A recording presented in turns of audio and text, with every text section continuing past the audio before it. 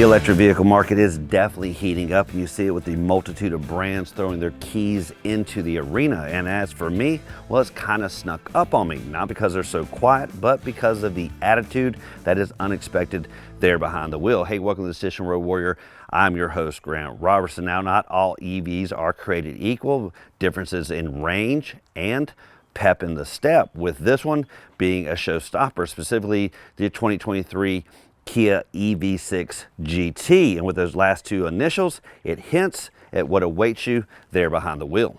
The EV6 comes on the recent heels of my test drive of the Hyundai Ioniq 5. That one really giving my first taste of the pep in the step. Now, granted, Hyundai is the parent company of Kia, but the similarities between the brand is only seen like in the gauge cluster, the infotainment system. But when it comes to styling cues, they're really two different models. Now, here on the EV6, what I like is it has more of a sports hatchback-like quality. The Ioniq 5 is a little bit taller and a little bit kind of steep here at the back end. Here on the EV6, a little bit more elongated robustness here at the back end with the haunches, kind of giving that GT-like look. What's truly giving the GT look is the 21-inch wheels and those green brake calipers.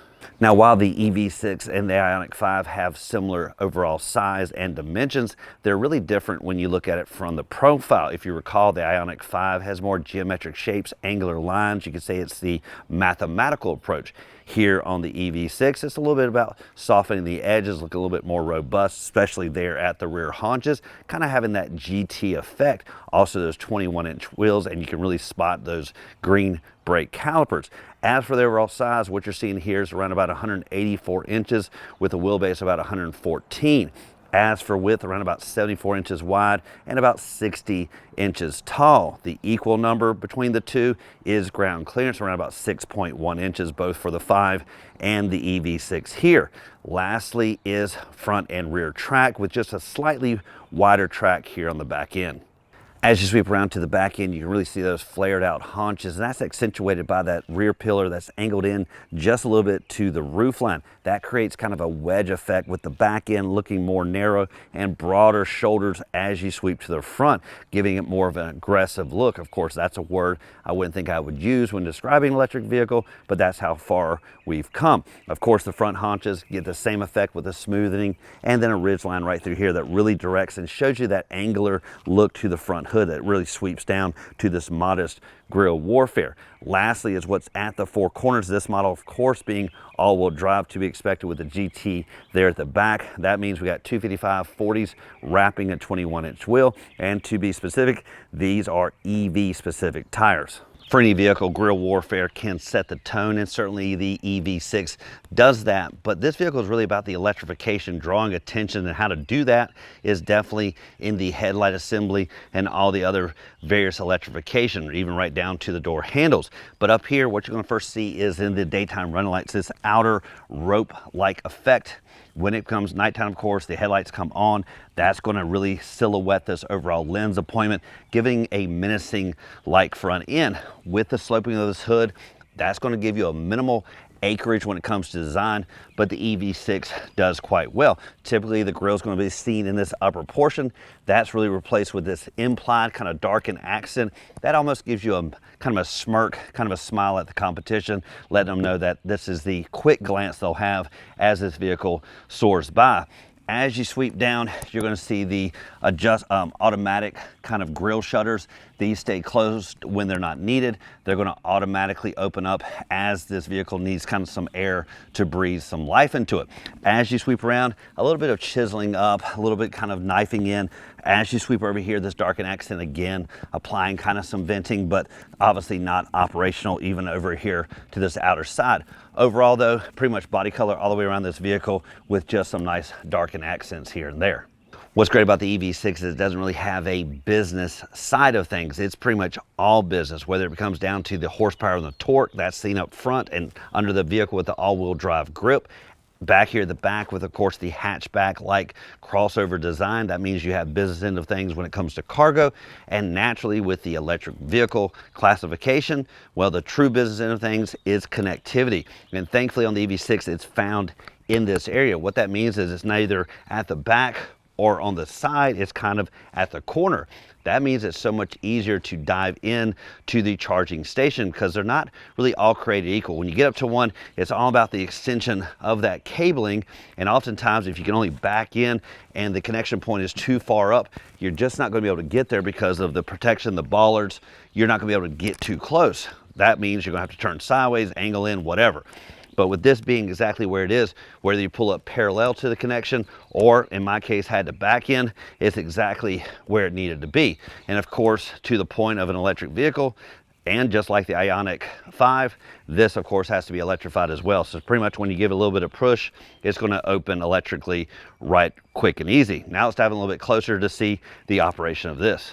So for this week-long test drive, interestingly, is what didn't come with this vehicle that surprised me, and that was the traditional cabling that you use at your home. And well, Kia didn't send it because they basically said, hey, we want you to get out on the beaten path and see what the connectivity point is around you. Thankfully, in my area, we have multitudes, everything from the level 2s on up to the DC fast charging. But even our DC fast charging fell short of what this vehicle can handle because it can handle 800-volt systems, basically 350 kW of power. That means it can charge this bad boy up in 18 minutes. Now we had something close. It was basically two 65 kW systems by ChargePoint. They do work in connection when there's not another driver beside you. What we saw here was around about 90 kW connection point, which meant that when I got around about 40% left, it charged that in about 25 to about 30 minutes. And of course, once you get to that last 20%, it really wants to go a little bit slower. So that does take a little bit more time on the 20%. All that said, where it begins is right here. First off, again, just a nice light touch is going to open it up. You're going to see indicator lights that's going to tell you the low and full side of things. Over on the Ioniq 5, they do kind of more of a grid effect, basically one indicator down here. As you get up, the bars are counted in 2, 3, and 4, and so on. Here, typical DC fast charging connection. The upper one is just traditional, connected right up, plug into the house. When you get to the fast chargers, you're going to undo this kind of weatherproofing here and much larger head system that goes in and starts to deliver that full power. Another big feature you find here on the EV6 as well as other electric vehicles is this little device here, because on the EV6, certainly it's about the import of power, but in some cases, in emergency, it may be about the export. So you want to be able to harness the power that lies within. Now, arguably, I'm not a big fan of kind of draining this power because it does take so much work to charge these up, and you're going to need this vehicle to really get you where you're going.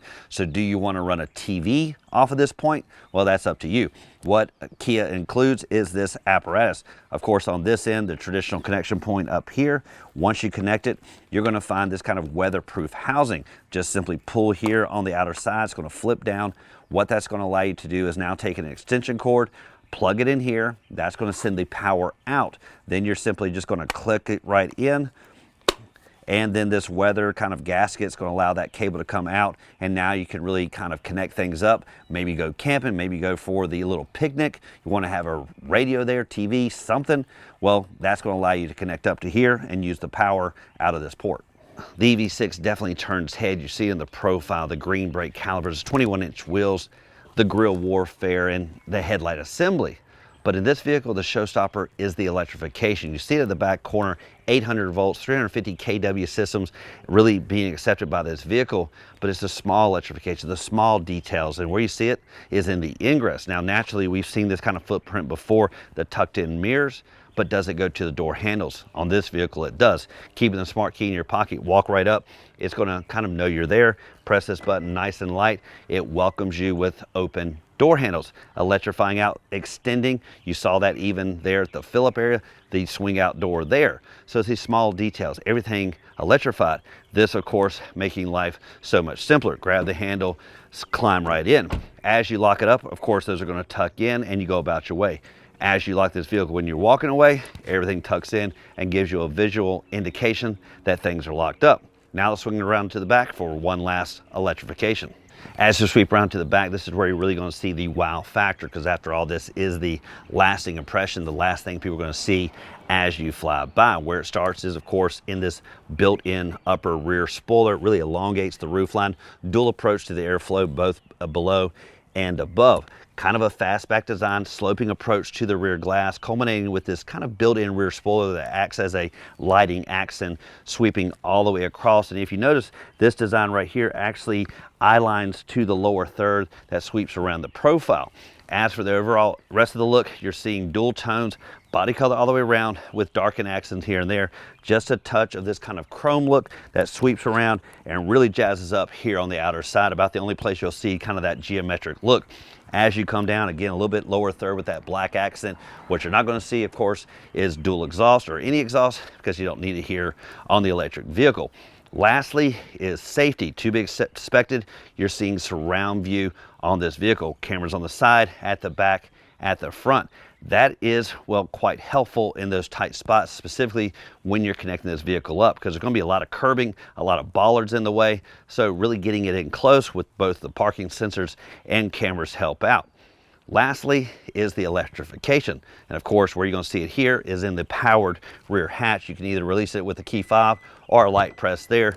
It's going to rise to the occasion. Once it gets up out of the way, it doesn't, of course, extend out this way. It really gets up out of the way, stays in great proximity of the rear end. It does have plenty of arching, which again makes my 6'2" frame not have a head-banging affair. Once it opens up, really a squared off cargo area. You're seeing about 24 cubic feet of space as you see it. Once you lay down the second floor, it's going to double to around about 50 cubic feet. The big story with electric vehicles is always about how far they can go, but now it might be just about how quick it can get there. And thankfully, the EV6 gives you options basically in 3 different models: the Wind, the GT line, or the as tested GT. The big differences really being in horsepower and torque and the opportunity for grip at the 4 corners. Now for the first 2, both the Wind and the GT line, they come in either rear-wheel drive or all-wheel drive, but the as tested GT is only in all-wheel drive. Now where's the numbers hit? Well, for the rear-wheel drive models, the Wind and the GT, it's going to be 225 horses and 258 foot-pounds of torque. If you go to the all-wheel drive on those models, it goes up to 320 horses and 446 foot-pounds of torque. But here on the GT, it's the more neck-snapping fun, delivering only all-wheel drive, delivering 576 horses and 545 foot-pounds of torque. But the big story has to be 0 to 60 numbers. What you're going to see on the Wind and GT line is around about 0 to 60 in 7.2 seconds in rear-wheel drive, 5.1 seconds in all-wheel drive. But who cares about that when the GT can get you there in half the time? What you're going to see is 3.4 seconds as tested. Lastly is overall speed, with the first 2 around about 117 miles per hour top end. This one going top end of 161 miles per hour. But what's the range? Because with any extra power comes some limitations, and you will see that in the form of this model when it comes to the GT. For the first 2, they have max ranges of around about 310 miles in the rear-wheel drive. In the all-wheel drive, they will be respectively 282. But for this model, with all the horses and all the extra boot scoot boogie, naturally there's going to be an Achilles heel, and that's in the form of the overall range, only delivering around about 206 miles as tested. Climbing inside this vehicle really feels like you're in a sporty machine versus something that's going to kind of charge up to get you where you're going. Now, what I like first is the sport bucket seating, really set off by the kind of yellow accent, lime green, whatever you want to call it, that implies racing, and of course has nice stitching down the middle on the outer side, and even that kind of implied strapping in approach when it comes to GT style seating.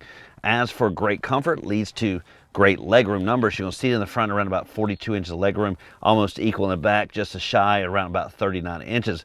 But overall, finding great fit anywhere you sit in the side of this vehicle. Lastly, this one does come with manual controls when it comes to seating, both in the elevation up and down, basically by pulling the handle towards the back hip area, will of course recline up and down, and the natural bar in the front that slides forward and back. Coupling nicely with the trim on the seats is of course the accent lighting found at the lower portion there on the dash, right over to the custom button when it comes to the sport, and to the accent lighting seen in this area here, which can hold a drink, and just overall interior lighting that sets the tone this sporty vehicle. To add to the overall GT feel is, well, the sawed-off bottom here on the steering wheel and just the grip portions of the steering wheel. Naturally, you're going to see these good old paddle shifters here on the left and the right, which is, again, adding to the sport dynamic, which certainly translates there to the gas pedal when you want to stomp the gas.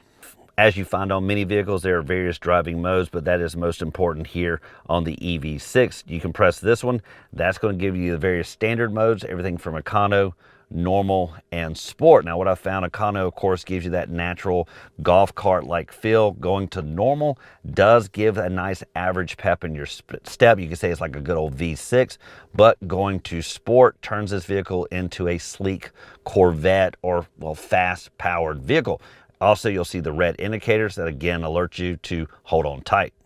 Now, I may have hinted that the driving mode found here, the Sport, being kind of the knock your socks off, but well, it's really just not the case. That's going to give you great performance, but it may be actually this lime green one that you want to focus on, labeled GT. Once you press that, well, everything turns naturally to the lime green feel there on the side, and of course with the speed. You also notice that the range actually goes down. 158 is when you're in GT mode. If you change that to Eco, well, that's going to be around about 176, go down to around about 171, and Sport losing a little bit at 165. But nothing, well, wastes the battery power like the GT mode, but it does give you a little bit of neck snapping fun. Do a quick snapshot of the infotainment system and climate controls. This is somewhat equal across the Hyundai and Kia models, so you pretty much have seen this before. This being the home screen, really less distracting, but it gives you lots of important information, specifically your range and your battery supply. And of course, we're in sport mode, so if we do change that to normal or econo, then of course we can feel like we got a little bit more range and treating this vehicle like it should, like an electric vehicle. As you sweep down, you will find an interesting interface for climate and entertainment. Basically, this one kind of dual purpose area. What you see first, you see this little indicator here. That's going to tell you that you're kind of in the entertainment mode. And all you see, of course, is radio, media, and so on. You simply can select that. It will relate to the screen up above. However, if you want to get to climate, you will press this. That'll give you a dual purpose. This now turns from volume to temperature select. And if you don't do it quick enough, as you can tell, it resorts back to the other functions. So once again, you'll have to press that, change your temperature. You'll see your dual purpose here, and of course your fan speed in the form of a push button. But overall, this helps minimize clutter, simplifies it, and puts all the controls in one interface. Between the occupants, again, you'll find the push button for start, the gear select, and you'll find wireless charging. This is real easy. Just find the kind of central location and you'll see this indicator turn on here, letting you know that it is connected. Dual cup holders here with a little bit of springy action, keeping it nice and locked in. You will find a modest storage area right here. It's not lit and there is no connectivity, and also various storage as well. If you recall, on the Ioniq 5 down below pretty much is just a big flat floor. Here on the EV6, they do kind of extend this lower storage area, which does have connectivity in the form of charging up there as well, which is USB and a USB-C. So as the electric vehicle market heats up, the competition fills the void and elbow space gets a little bit tight. Well, the win-win is for the consumer, because with more competition comes better results, and the EV6 is a prime example. Heck, we can all recall other options and other models that really just don't pass the smell test when it comes to wanting to sit behind the wheel. But thankfully, the Kia's EV6 really does quite well, both with range, options, and the capability of, well, adding some boot, scoot, and boogie, because that's something I never thought I'd say when referring to an electric vehicle. Now, as always, thank you for watching this edition of Road Warrior. Keep both hands on the wheel and eyes straight ahead.